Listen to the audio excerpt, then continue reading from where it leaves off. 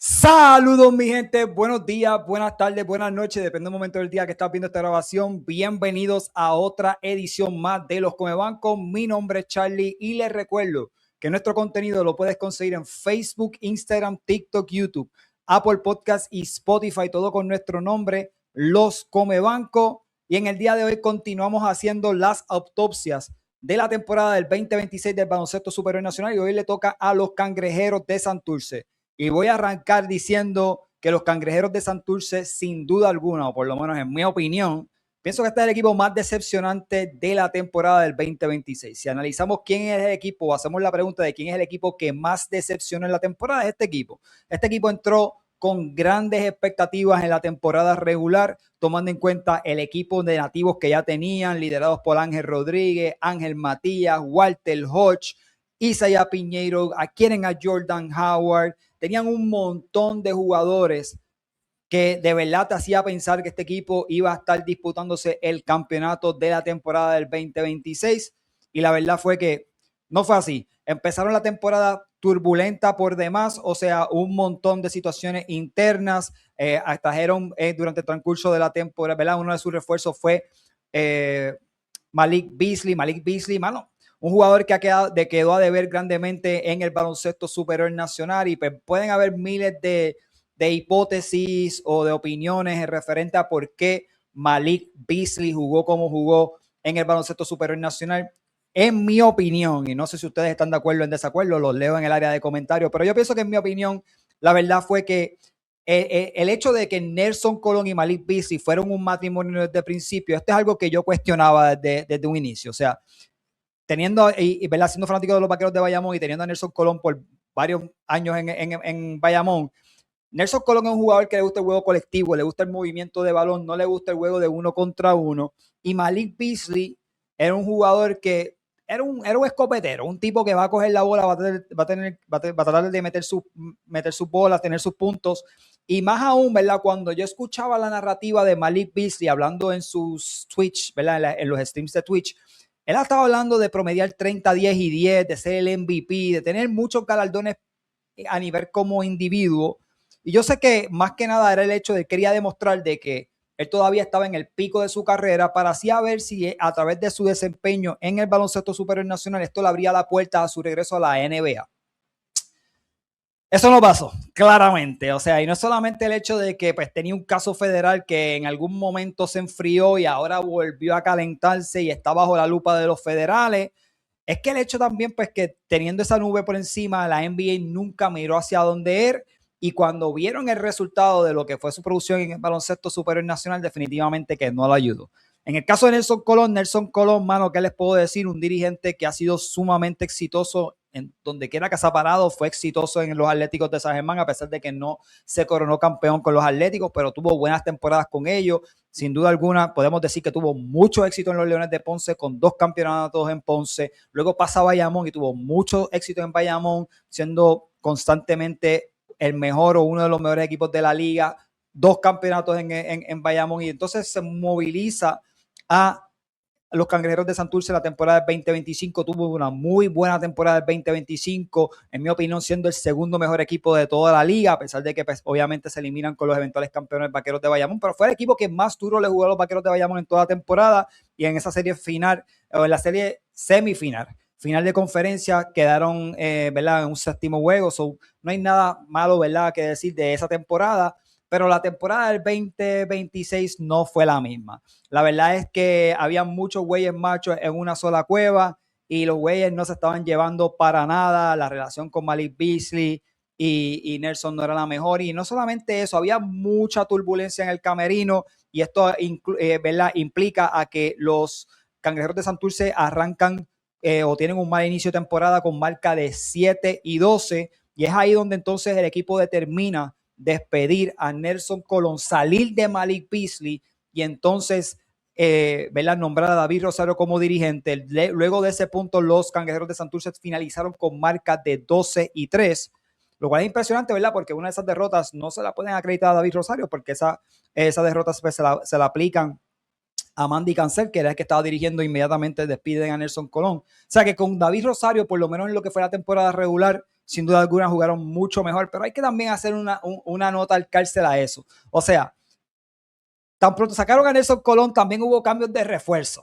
¿Verdad? Víctor Lucky no era uno de los refuerzos de los Cangrejeros de Santurce. ¿Verdad? Tuvieron en ocasiones, trajeron a DJ Wilson, trajeron a Ian Clark, trajeron a Jefferson. Y la verdad es que la temporada cambió por completo. O sea, vimos un desempeño, y a pesar de, quiero mencionar, Jefferson estaba en la plantilla del equipo, ¿verdad? Durante el transcurso de ese tiempo con Nelson y no lo estaba utilizando de la mejor manera. Pero desde ahí en adelante, definitivamente que la fluidez ofensiva de los Cangrejeros del Santurce cambió. Y más que la fluidez ofensiva, lo más que cambió fue que en cierto punto los Cangrejeros de Santurce obtuvieron o retomaron su identidad defensiva. Los Cangrejeros de Santurce fueron en la temporada 2025 uno de los mejores equipos defensivos de todo el baloncesto superior nacional en conjunto con los Vaqueros de Bayamón.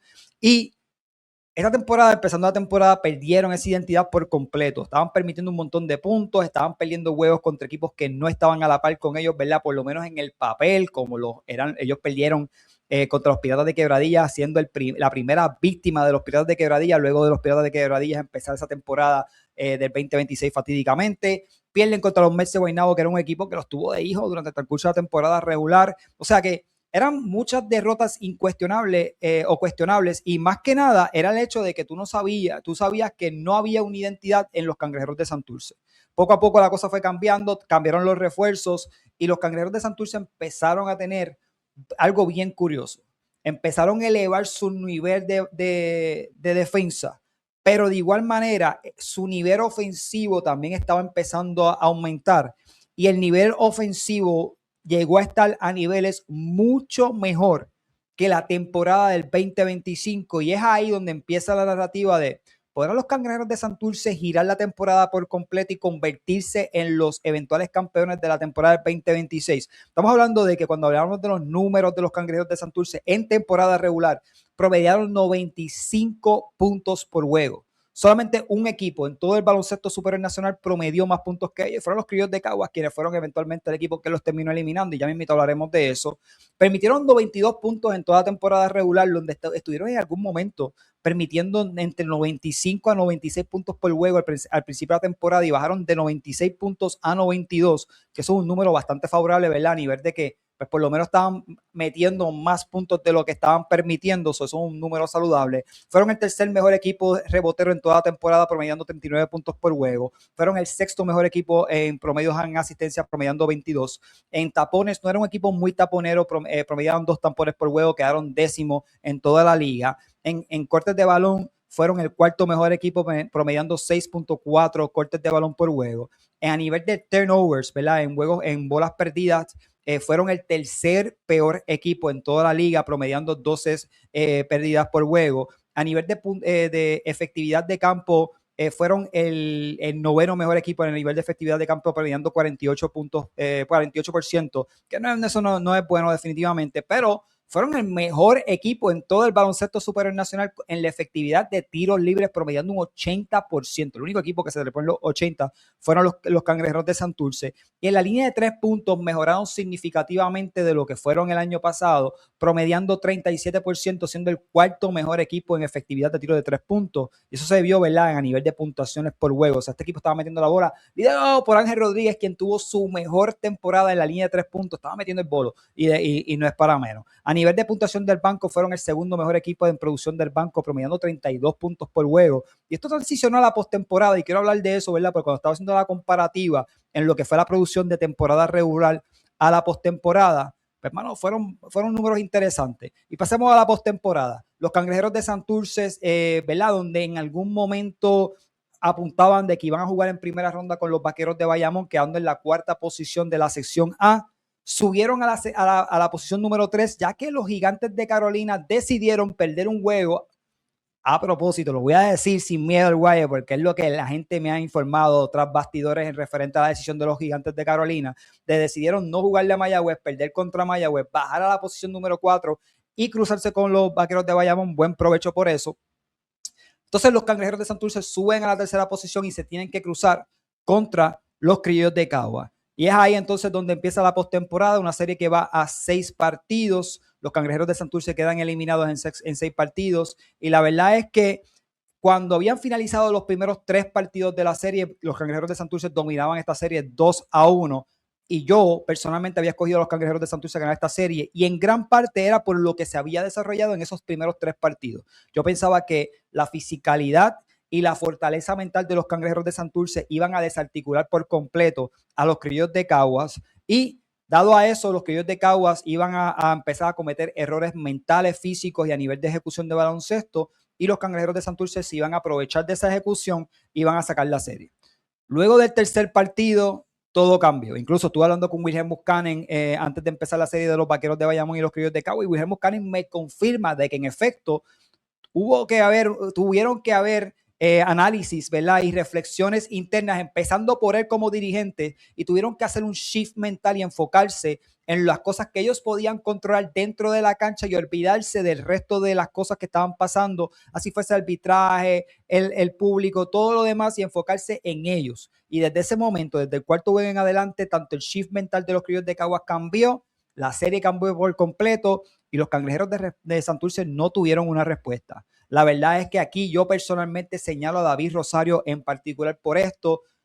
David Rosario no tuvo ajustes, o sea, David Rosario ajustó de juego a juego, mientras que Wilhelm Buchanan estaba ajustando de mitad en mitad. Si tú miras la tendencia del cuarto, quinto y sexto juego de la serie, Santurce lució bien en las primeras mitades de la serie, de esos partidos, perdón, y luego de eso, cuando el juego, ¿verdad? El juego tenía el halftime, que iban al camerino, Wilhelm Buchanan podía identificar cuáles eran esos ajustes que David Rosario había hecho entrando a ese partido, ajustaba, y desde ese momento Caguas elevaba su juego y la brecha de ventaja o el juego se giraba completamente y, mano, no fue para menos. O sea, los Criollos de Caguas se la dejaron caer a los Cangrejeros. Hablando de los números de los Cangrejeros de Santurce, en la temporada regular les mencioné que promediaron 95 puntos por juego en la temporada. En esta serie contra los Criollos de Caguas promediaron 91. De 92 puntos que estaban permitiendo la temporada regular, permitieron 97 puntos y aquí fue la gran diferencia. Obviamente permitieron mucho más, permitieron 6 puntos más de lo que estaban, de lo que anotaron en la temporada. A nivel de rebotes, promediaron la misma cantidad de rebotes en la temporada regular, 39-39, y eso en la temporada regular fue el tercer mejor equipo rebotero. En asistencia estuvieron bien similares, 22 en la temporada regular a 21 en la postemporada. A nivel de tapones, elevaron sus tapones de dos tapones por juego en la temporada regular a 3 tapones en la postemporada, y no es para menos, tenían un mejor taponero. Kenneth Farid es un mejor taponero, un mejor jugador defensivo en esa índole. A nivel de los cortes de balón, estuvieron más o menos en lo mismo, 6 cortes de balón, igual en lo que fue la temporada regular a lo que fue la postemporada. Y en los turnovers, que les mencioné que los Cangrejeros de Santurce fueron uno de los peores equipos en esa categoría, estuvieron más o menos igual, 12 en la temporada regular, 11 en la postemporada, y a nivel de porcentaje de tiro, aquí fue la gran diferencia. Vimos cómo la defensa de los Criollos de Caguas mermó bastante la producción ofensiva de los Cangrejeros de Santurce. Los Cangrejeros de Santurce fueron el 9º peor equipo, ¿verdad? A nivel de efectividad de campo en la temporada regular, promediando 48%. Fueron peor en la postemporada, promediando 43%. Eso es horrible.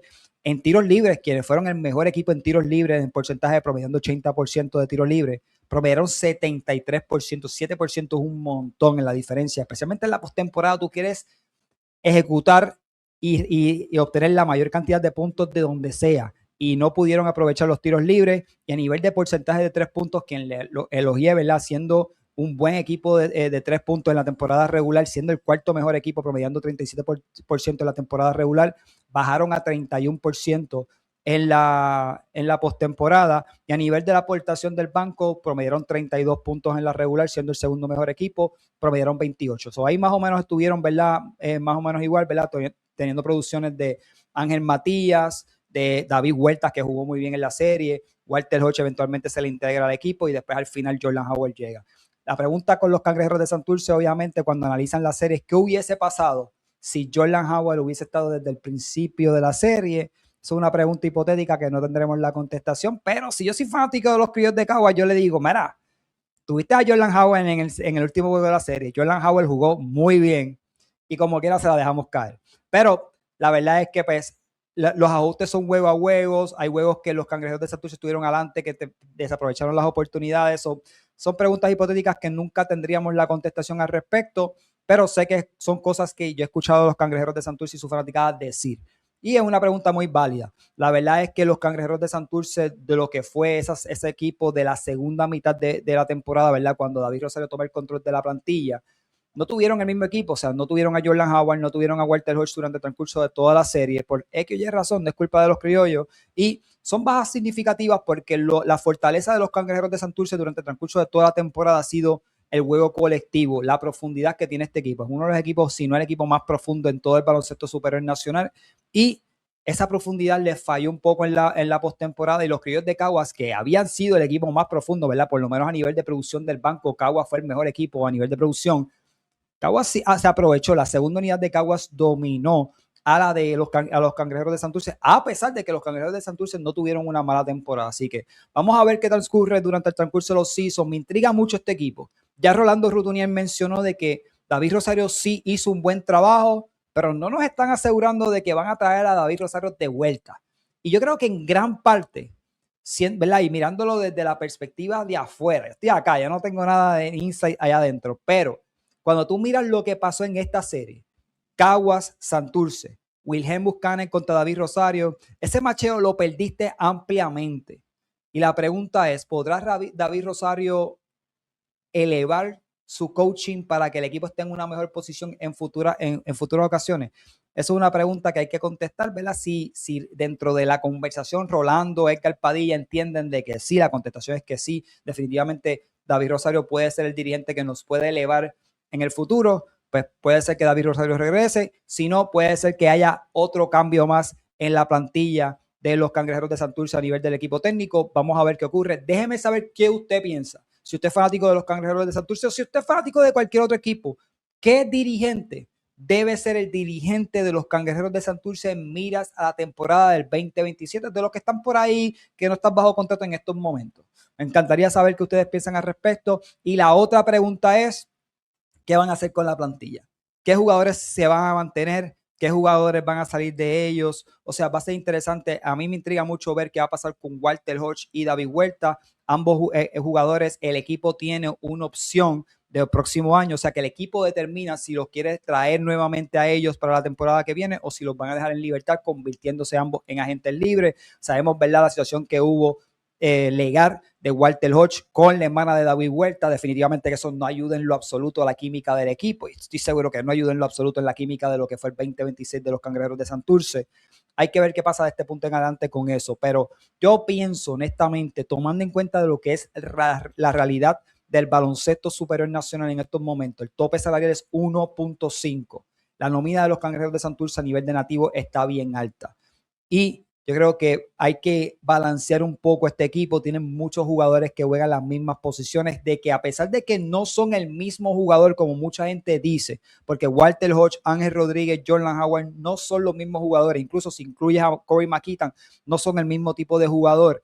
La verdad es que yo pienso que tiene que haber un poco de más balance y tratar de limpiar un poco más la nómina para que tengan más flexibilidad en el hecho de poder traer refuerzos. También hay una gran pregunta en el baloncesto superior nacional, y esto no está necesariamente en las manos de los Cangrejeros, es: ¿la temporada del 2027 tendrá 2 refuerzos o tendrá 3? Eso es una gran pregunta que no sabemos la contestación todavía, y eso puede cambiar grandemente las decisiones que los Cangrejeros de Santurce tomen de este punto en adelante con su plantilla. Así que vamos a ver qué ocurre. Pero nada, esto fue la autopsia de la versión del 2026 de los Cangrejeros de Santurce. Déjenme saber si estás de acuerdo, si se me olvidó un detalle, si no incluí algo. Déjenme saber que ustedes piensan quién debe ser el próximo dirigente de los Cangrejeros de Santurce. ¿Debe ser David Rosario por el trabajo que hizo en la recta final de la temporada? ¿O debe ser otro dirigente? Si es otro dirigente, ¿qué otro dirigente es? ¿Y qué movimientos ustedes harían en la plantilla? ¿Soltarían jugadores? ¿Cambiarían jugadores? ¿Qué jugadores les gustaría ver en uniforme de los Cangrejeros de Santurce? Los leo. Recuerde que nuestro contenido lo puedes conseguir en Facebook, Instagram, TikTok, YouTube, Apple Podcasts y Spotify, todo con nuestro nombre, Los Come Banco. Mi nombre es Charlie. Esto fue la autopsia de los Cangrejeros.